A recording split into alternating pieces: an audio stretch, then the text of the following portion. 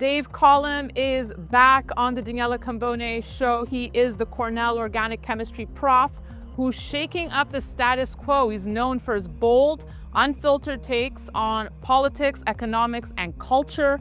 He recently had an appearance on the Tucker Carlson Show and dove into everything from the financial crisis to the deep state's digital evolution. His widely read Year in Review is super popular. We're going to ask him about that, and he's very active on X, and he's just a voice challenging conventional narratives, and it's always an honor and a pleasure to have, I'm not allowed to call him professor, where it's always a pleasure to have Dave back on the show. Dave, nice to see you again. It's always a pleasure. And as I've said in the past, you held the record for most clicks for any podcast. And who just dethroned me? By about a factor of 10, Tucker. By probably a factor of 20. It's actually disrupted my life pretty badly because it's just like, for example, I try to keep track of followers who shows up in my feed, right? Because some of them are really interesting people.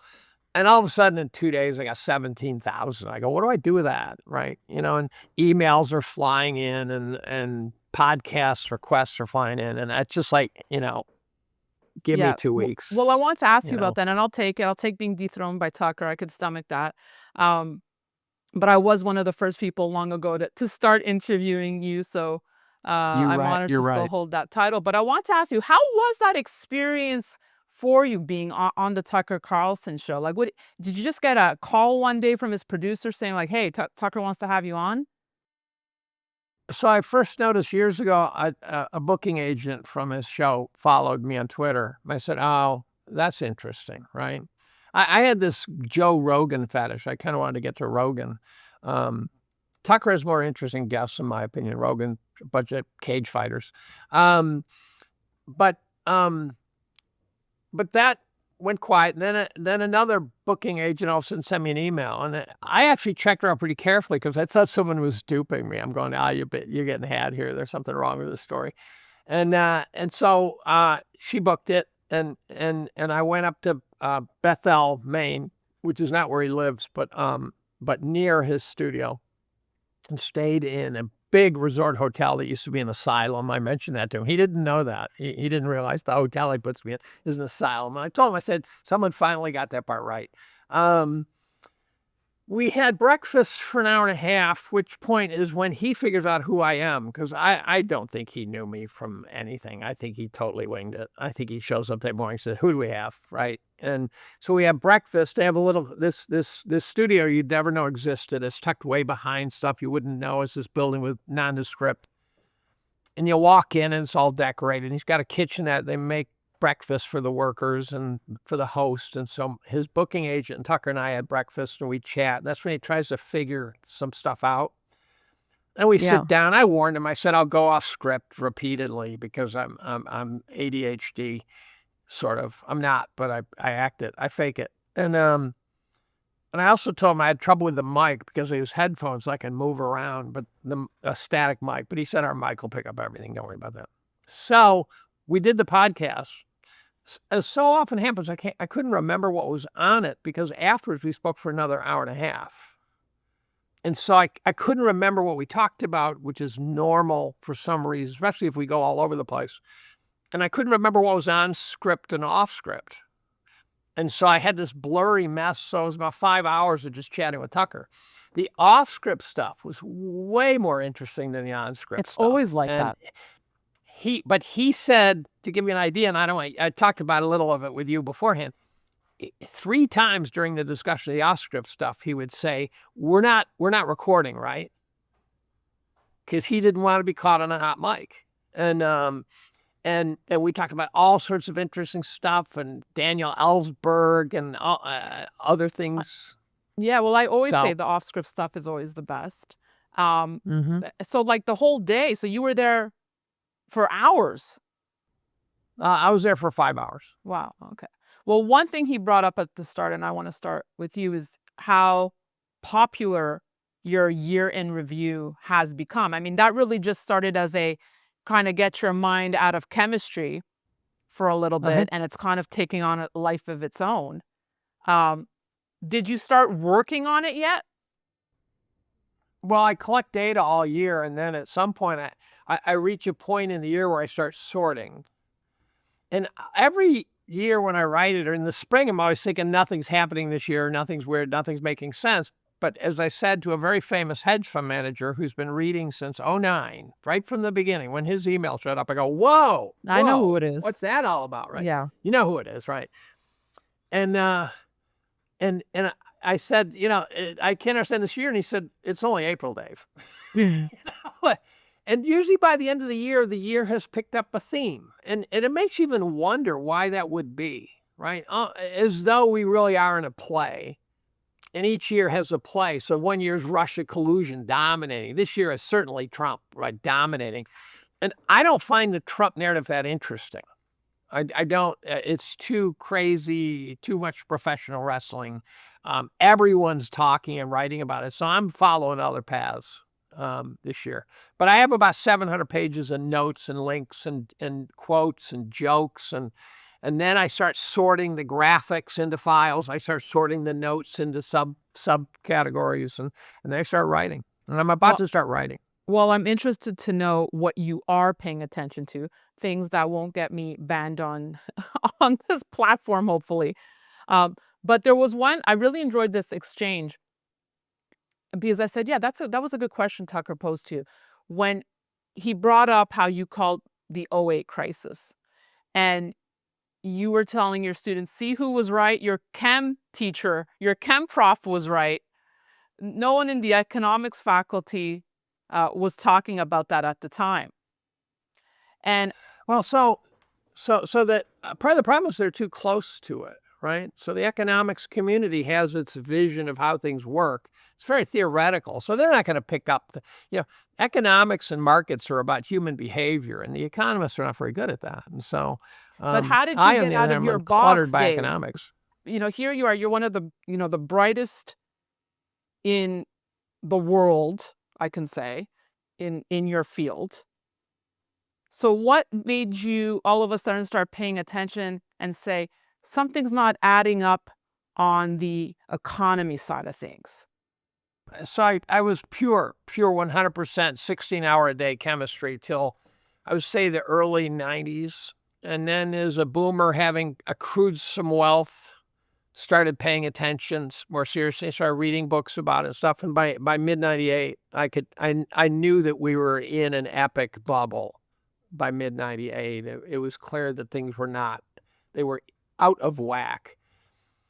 And so, as I've said on many shows, I got out of the market by mid-99 with some unbelievable returns. And so I was a tech bull. I love tech. I thought it was going to change the world. And I was a drooling idiot. I was a symptom of the bubble.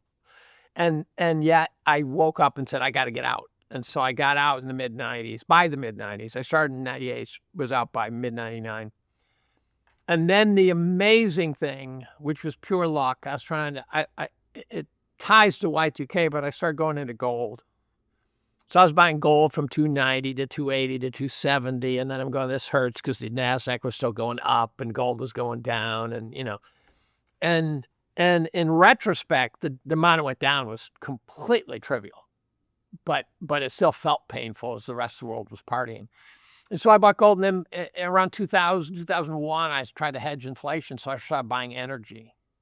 I actually talked to Jimmy Rogers' partner, a guy named Clyde Harrison, about the Rogers Raw Materials Fund, and I didn't like the feel of it. I like Clyde, but I did some digging, and I called one of the market makers, and I said, no, I'm not buying this. It's too bizarre. All the options and stuff I didn't like. So I just bought 6 Fidelity funds that were energy material space to hedge inflation, but I caught the commodities bull just by mistake.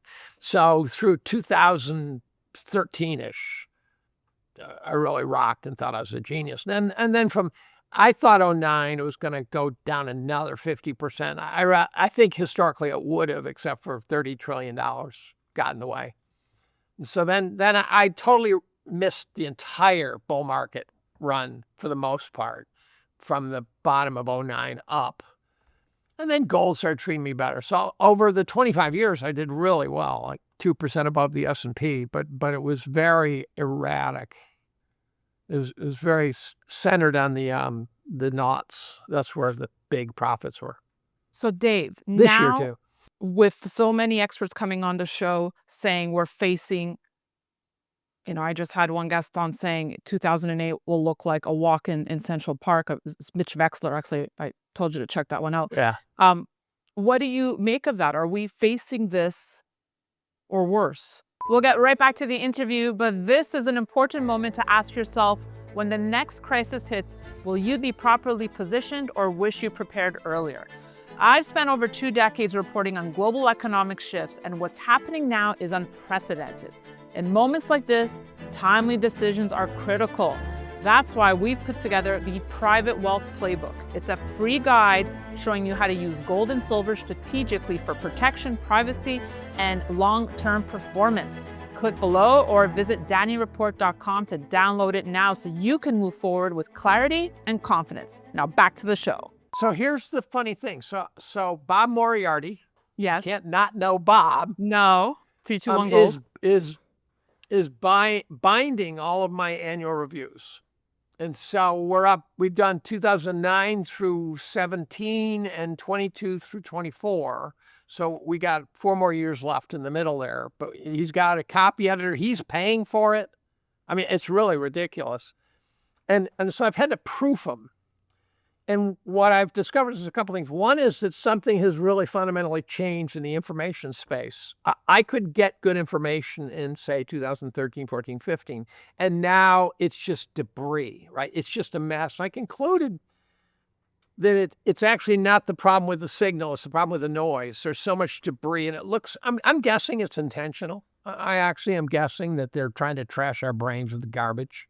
Like And so information, but wait, Dave, explain that. Information from where? Like the Department of Labor statistics? Any story. So in 15, I'd go to write a story about something and you'd collect information. You get a fact, you piece together the story. Now you get a fact. The next day, someone says, no, that's not true. Someone else suggests it is. And you just go banana. You don't know who to believe. And so it really has become just chaos. And a guy named Mike Benz, I think, said that the authorities realized they were losing the narrative around 2013 and realized they had to grab control of the digital world better. And so I think that's the origin of it. So I think it's very hard to piece together a coherent, believable, non-doubtable narrative on anything at this point.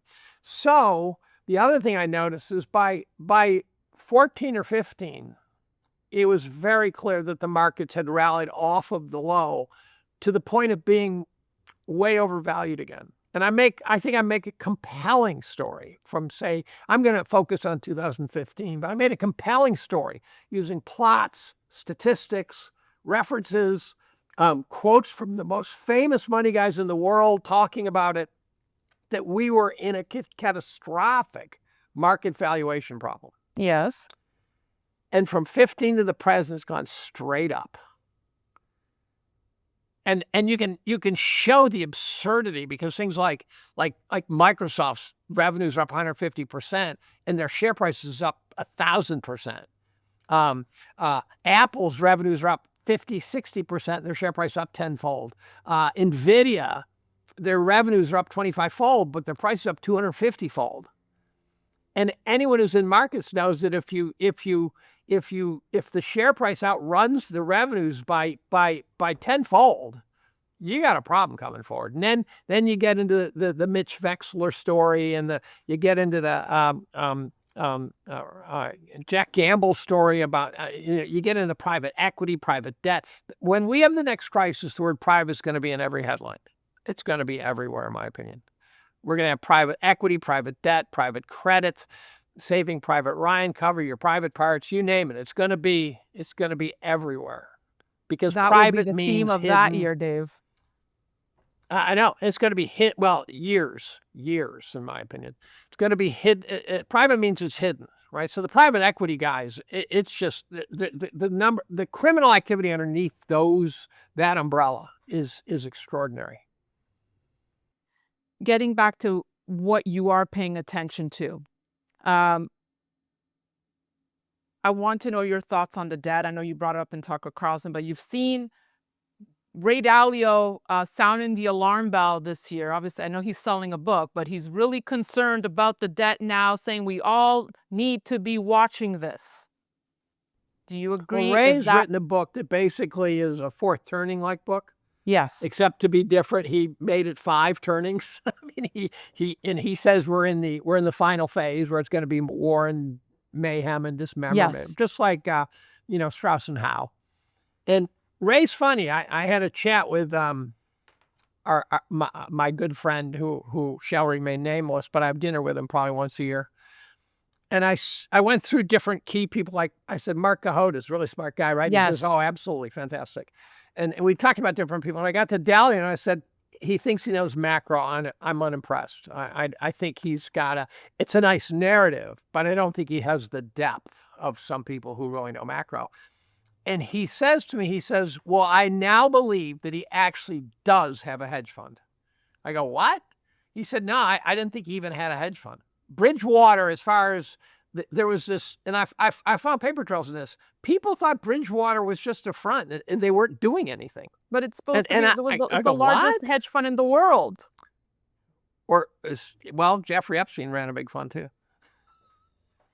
Oh boy. Okay. You don't know what to believe. You don't know what to believe, right? So he said, I do believe he had a fund. But there's guys out there who say Bridgewater's presence on the street is not what it should be given the magnitude of Bridgewater, supposedly. I just don't know. I don't know. But Dalio's been telling the story. Dalio's been saying buy gold for 10 years now, right? Over 10 years, yeah. So you agree with him on that, obviously. Obviously. No, I think Dalio's story is a good one. I think it's a good story. What do you mean by that? Well, I think his analyses, I don't think he's as deep as he thinks he is. So I think it's a sort of a kind of book you'd find in the airport bookshop. Okay. I mean, so for you, it's a nice light read. Yes, it's a very light read. Okay. It's one of those. I read books that I know the material.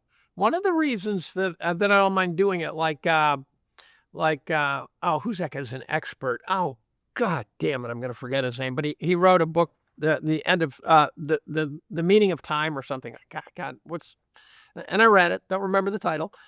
And he's an expert on bubbles and stuff. And I read it because I like to listen to how they articulate the ideas. So it's not just what's the fact, but how does a smart person express themselves to convey to the audience.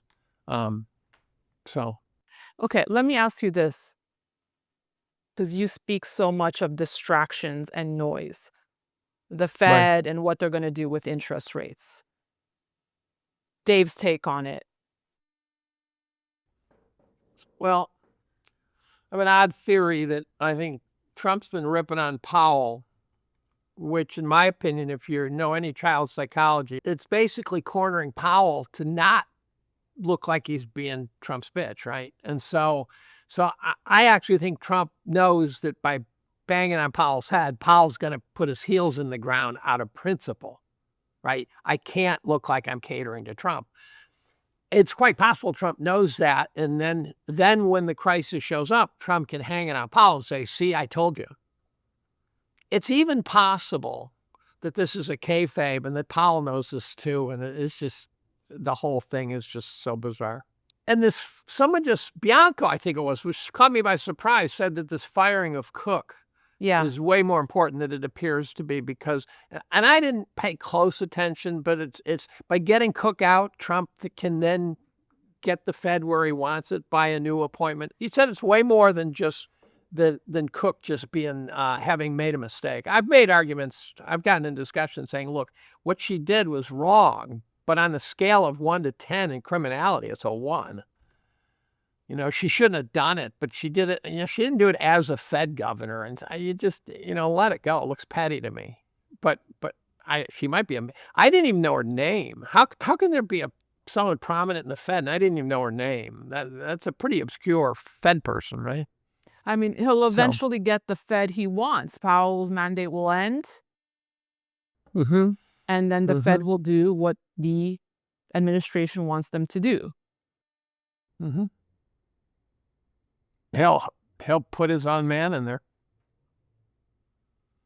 The nightmare would be something like Lyle Brainerd or something. That would be, but I don't hear her name coming up. So Let's get your take on the tariffs now. We saw how, well, recently, Mark Carney obviously dropping the tariffs. People would say, aha, it's working. One by one, leaders are, bending the knee to Trump. Is Trump winning, or has the needle been moved at all? I mean, what are the tariffs getting us, is my point. well, there's first of all, let's say Trump's doing the right thing. Let's say he's rocking, and between the media banging on our foreheads and stuff, we're just not quite understanding his master plan. It will take more than his presidency to really see the effects of anything he's doing. So he might go down in history as the guy who started the ball rolling, but he's not going to be he's going to be Sisyphus. He's going to be trying to move the rock up the hill, and it's not going to get up to the top by the end of his presidency. The tariffs are an interesting story. A guy named Tony Nash, who I did a podcast with, and I didn't know that he was really prominent at The Economist. I just thought he was some schmuck, right? And he was, I think, one of the first to say, look, these tariffs are not going to be paid by the consumer. And he said there's three payers of tariffs. One is the consumer with higher prices. One is the importer, who's maybe got to absorb some profit margin to sell the goods now that they're costing more. And one is the exporter, who's got to maybe drop the price to export the goods. So you got three providers of the tax. And Nash said it's always covered by the exporters, importers. It's not, it'll cut profit margins, which, by the way, if you're worried about recessions and stuff, that's a big deal, because you just trim the margins that are bloated. So that could really become a problem. But let's say hypothetically, and this is purely hypothetical because it won't happen, if they collect $1 trillion in taxes, let's call it a tax, which is now paid by three different groups, and possibly not by the consumer hardly at all. I'm just pointing that out. I don't know if I believe it. Let's say you collect $1 trillion. In theory, that's $1 trillion they don't have to collect elsewhere. So you've distributed the tax responsibility across multiple countries. And so in that sense, to the extent tariffs are not a good thing, I do think there's arguments for tariffs, but they had gotten kind of bloated. The system had gotten too many tariffs, too many barriers and things like that. One of my concerns about Trump's onshoring everything is I don't know who he's going to get to do the work. So let's say you want to build a $20 billion chip factory, which might be a gross underestimate of the cost, right? Who here knows how to build it? Who here knows how to run it? Those guys are all in China and Taiwan and places like that. And so we won't be able to get the people to do the onshoring of the jobs because they've already got jobs. Now, I think we're going to see a shift away from college to trade. My son's actually starting a company that creates the ground level doorway into HVAC, for example. Wow, not the violinist. And not the violinist. And I said to him, I said, your timing is perfect. So I think we could cut the number of degrees in the country in half easily, and lose nothing, especially if they went off to learn how to actually do something. Yeah. We need plumbers. We need electricians. We need chip makers. We need people who can work with their hands. I had a guy fix my internet the other day, and I asked him about this stuff, and he said, my generation doesn't want to do this stuff. Right. I think we do have to change the narrative. I mean, I have someone in my family. I mean, we all went to university, and if you didn't go to university, it was, what? But what I a had schmuck, right? Yeah, but there's someone in my family's decided, hey, and he was straight A student, right? Everyone thought he's going into engineering, but he said, you know what? I don't want it. Becomes a mechanic, flourishing, doing great. And I'm the only one thinking, fantastic, great. He's doing something he loves. Why did he didn't have to go to college. Well, the other thing is, if you do the math, I did this for tenure, by the way. When I came up for tenure, I said, okay, if you don't get tenure, what are you going to do? Right? And I didn't want to go to some place that was a far inferior institution and try to do the same game that I just failed to do. So I was saying, what do you do? And I even thought about things like becoming an antique dealer. Would have been a bad call, but I love antiques. I thought about, well, what if I go to med school, which was my initial plan in college? Yeah. And I did the math. I said, okay, so instead of going to Pfizer, which would be a logical place to land, and I'd get a good job there and stuff, I would have been easily placed in a pretty good position. Forfeiting You 4 could have years. worked on the vax. Right. Forfeiting Pfizer salary, instead going to med school at a huge cost, an intern that pays nothing. One of my students was an intern as an organ transplant, intern resident organ transplant. I said, well, he must have gotten a pretty good salary as an intern. And he said, no, we're all paid the same. I've paid about $30,000. Wow. So he got his first job, real job, at 38 years old.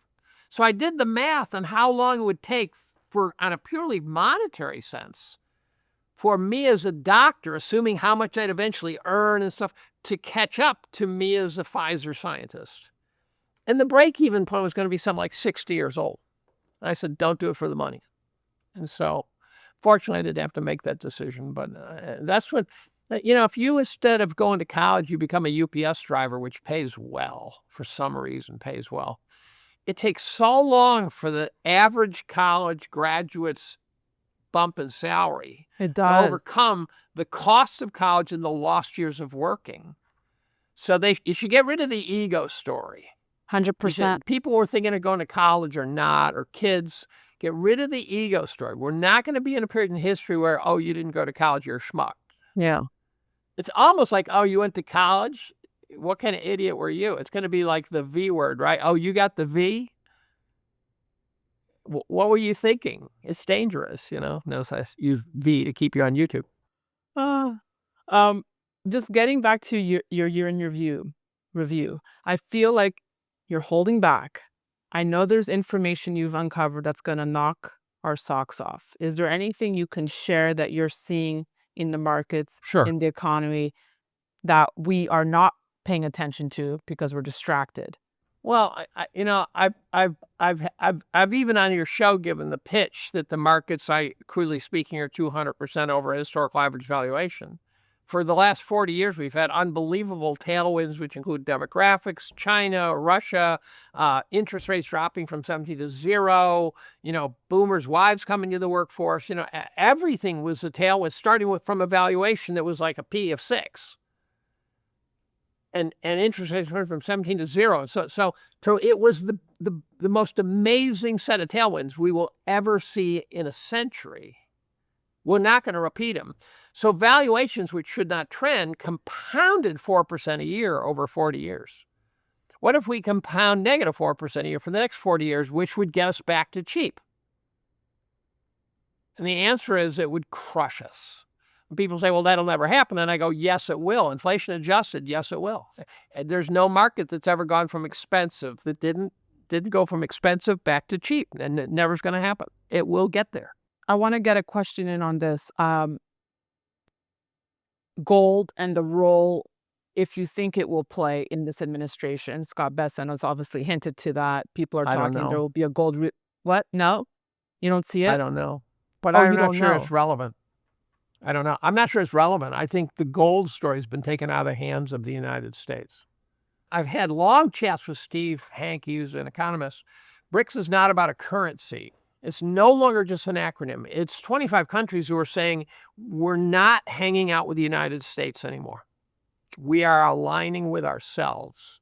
So it's an alliance shift, and it's huge. I think it could be monumental. And you could argue it got momentum when we used the dollar as a weapon against Russia. And everyone sat up and said, wait a minute. The U.S. just used the banking system and the dollar to hurt Russia. Note to self, get away from these guys.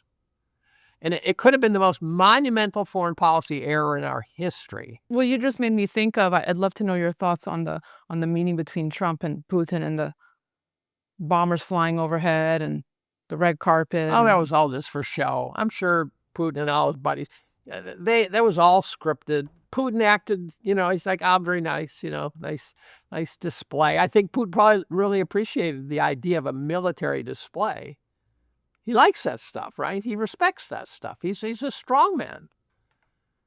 I'm kind of a Putin fan. I don't doubt he's whacked people, and I don't doubt he's ruthless at some level. But Justin Trudeau wasn't going to run Russia. Russia requires a guy of incredible fortitude. He's very popular. He's been in power for longer than anybody. And I think if you look at the history, for example, the Ukraine war, he has been the voice of reason the whole way. He's been trying to tell people, hey, stop doing this. It's not going well. Dave, we should do a whole other podcast on Justin Trudeau running Canada and what he has done. And how we're all... Yeah, I know. Yeah, Justin Castro. Look, I just want to wrap here, because Tucker started... By the way, did you get along with Tucker? Like, how did you find him as a person? As a person, he's the same as you see on his podcast. Best I can tell. That's good to know. He is the same guy. He started by saying, how have you kept your role at Cornell, given all the controversial things you've said? And I see it as the opposite. I think you are... I'm not saying this to flatter you, Dave. I honestly was thinking about this. I said, you're welcome to flatter me. I'm okay with that part. Okay. It's such a great advertising billboard for this university. So if I'm looking at colleges for my kids, I mean, they're only 5, but I'm thinking, well, yeah, that's the type of institution I'd want to send my kids to, where professors think outside the box. And look what's happened to so many of our great Ivy League schools. So I'd make the probably not as bad as others think. Okay, so they're probably getting the press. You read about all the horrible things going on at colleges, and if you walk across the campus, you go, boy, I'm not seeing it here. Where is this problem? You'll see, LGBTQ sidewalks and stuff, but so what?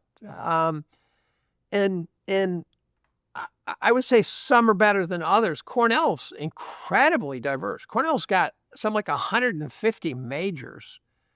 Princeton maps on top of our arts college. Arts and Sciences College. That's Princeton. Princeton and Cornell's Arts and Sciences. They're kind of head to head. We've got 11 more colleges after that. We've got Galaxy Class Hotel School, the best architecture school, I'm told. Phenomenal computer science in the engineering school. Med school, vet school. And a college like that makes sense. So if my kids... One of my colleagues gave a talk that involved a very detailed and extensive collaboration. And he said that at the end of the talk, someone said, I cannot believe you did that collaboration at one university. Now, the deal is, there's got to be people who wish I'd shut up, right?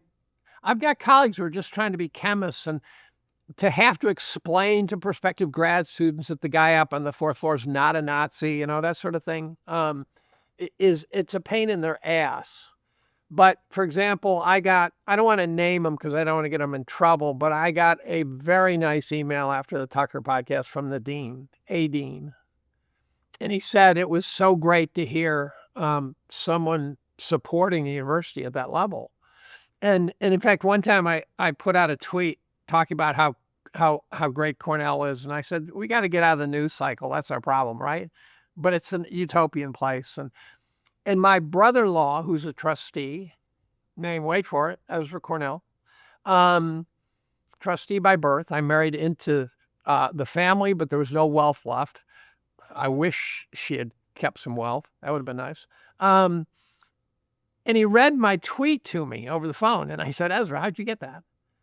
He said, I got it from my boss. And I said, Daphne, how did she get it? Right? That's his wife. I said, and he said, no, my other boss. I said, you're independently employed. He said, the chairman of the board of trustees. So that tweet made it to the chairman of the board of trustees, and he reached out to Ezra, who knows everyone. When you're Ezra Cornell, you live in Ithaca, you know everyone. And he tells Ezra Von, he says, do you by chance know this guy? He says, yeah, that's my brother-in-law. And they laughed their asses off. And he was just so amazed to hear a faculty member not griping about something. And so there is a tendency for some people, oh, I'm an oppressed member of the Cornell faculty. It's like, get over it, right?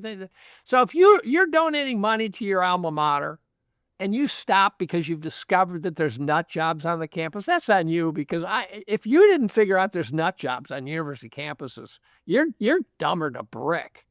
There's tons of nut jobs, but that's university life, right? It's got a little too far, got bloated, got way too left. We got to figure this out. Trump's not wrong. But universities are meant to be full of, and most of the kids here are just trying to learn how to make robots and, engineering and things like that. And there's some studying subjects that are a waste of money, but they're paying my salary, so that works. I think back, I had so many bad professors. There were some good ones, but the majority Well, I were don't know about other departments, but in chemistry, we use our very best faculty to teach the large courses. So, one of my colleagues got a Nobel Prize, right? He got it when he was 45 years old. Wow. He teaches freshman chemistry. We don't say, oh, these guys are prominent, they don't have to teach. Our most effective, probably most famous chemist right now, active, and teaches the sophomore organic, the big course. Yeah, that He's good at it. I'm really happy to hear that. It's right. It's so I love Cornell. I was an undergrad here. I was a genetics minor in the biosciences. I was able to take enough electives around the campus to become an organic chemist. The system had flexibility, and the opportunities here are just, again, ridiculous. There's people here who are majoring in subjects that most schools don't even have a course in. It's a mall. It's a gigantic mall of America. If that's a college, that makes sense. And we're sounding like an advertising for Cornell. This was not sponsored by Cornell. This comes from the bottom of my heart. I'm not lobbying. Well, this is going to be an interesting podcast if they manage to fire me for some reason. By the way, one of the reasons I had to get the V was because I had buddies who said, look, you can fight it. You don't have to do it. And I said, well, I've already done it. And the reason was, they said, look, you do it or you quit, period, right? That's many organizations said that. So that wasn't just colleges. I could have fought it. The problem is there are people here because of various high visibility things that I've done, like fought labor unions and stuff, who would love to see me give them a reason. And so I said, I can't give those people a reason to say, now we got them, get them out of here. And so I couldn't picture sitting there 4 years later, my wife saying, oh, we should pay for the grandchildren's education. I go, well, we maybe don't quite have enough and maybe we should be careful. And my wife saying, well, that's because 4 years ago, you quit your job instead of getting a vaccine that saved the world. So you're the idiot, right? So I had this plot in my head. And I go, on a hunch, am I going to do that? And I said, no, I'll wait, see if people are dying. What I didn't know is they were. You can cut that. Yeah. Wrapping things up now.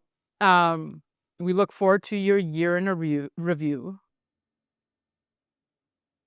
Anything you want the people at home watching to know right now, something they should be doing apart from, of course, watching this podcast, educating themselves, buying more gold. I'm not platinum. Well, certainly that. I'm a platinum fan, yeah, but it could break my heart. But I've been watching it for years and was waiting for it to show a pulse, and showed a pulse. I started hitting the buy button repeatedly. I averaged into gold from 99 to 2003 or 4, most of it. The markets don't wait that long now. So if you get a good idea, you're not going to average in for the next 5 years. It's gonna run like crazy. So I had to get ready. I knew I needed a hair trigger, and I'm still not anywhere near up to a good position in platinum. But I'm waiting to make sure I'm not an idiot. And I think I bought it 6 times now. But I got to buy it another dozen before I have a real position. Dave Collum, it's always a pleasure. We'll see you, I'm sure, again before your year in review hits. And semester just started for you, right? I know you're not teaching this year. Well, I'm teaching double duty in the spring. So I have the fall pretty much off. So I've been commuting to the Adirondacks and stuff. Well, we have a cabin in the Adirondacks built by my wife's family in 1901, and wow, and it's this unheated cabin. It gets cold, and there's 5 dogs up there. No, right now there's 8 dogs up there. Wow. And I'm going up tomorrow again. And Well, enjoy the make sure my time. wife's I taken thank care you of. for carving out time for me and remembering a the hectic show week. after your Tucker debut. There's no way I would have turned you down. We would have wedged it in. There's no chance. There's a couple of podcasters, just no matter how crazy this week is, I can't say no to them. And you're one of them. So, Well, I appreciate that, Dave. Alex Jones asked me to do a podcast. I've met Alex, actually. I met him at a Stansbury meeting. I'll Porter's a refrain from pistol. commenting. I know. I'm trying to think if it's a good idea or a bad idea to You gotta chat think. You gotta think. with him. We'll see you soon, Dave. Thank you so much. My pleasure. And thank you all for watching. We'll have more great content coming your way. Be sure to stay tuned to the Daniela Cambone Show here on ITM Trading. As always, reach out to my colleagues. We spoke about a lot of things today. If you have any questions or looking to start your gold and silver physical journey, reach out to them. There's a link below in the description. We'll see you soon.